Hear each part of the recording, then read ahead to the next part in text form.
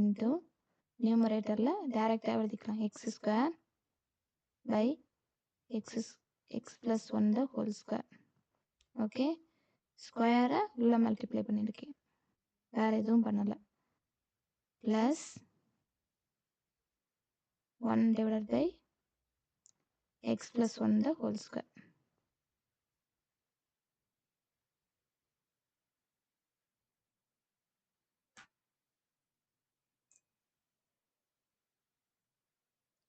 கீழே x இருக்குது, நான் மேலே ஒன்று போட்டுக்கவா, x plus 1ன்னு. இந்த டேர்ம் வந்து நியூமரேட்டர்லேருந்து டினாமினேட்டர்லேருந்து நியூமரேட்டருக்கு போயிருக்கு. Next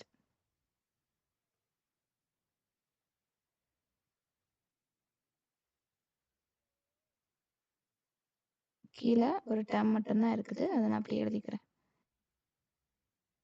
X into X plus one. ஓகேவா,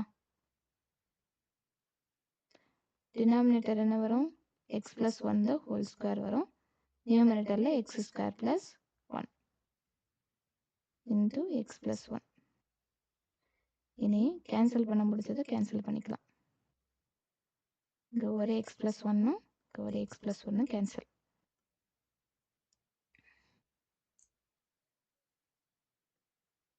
two into X square plus one divided by X into X plus one the whole square. ஓகேவா, இப்போ ஆர்ஹெச்எஸ் வந்திருக்கான்னு பாருங்கள். 2 இன்ட்டு ஆர்ஹெச்எஸில் 2 into X square plus one X into X plus one the whole square. ஓகேவா, is equal to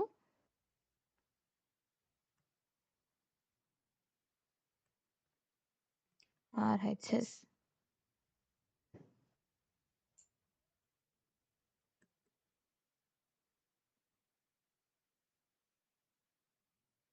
இதான் answer.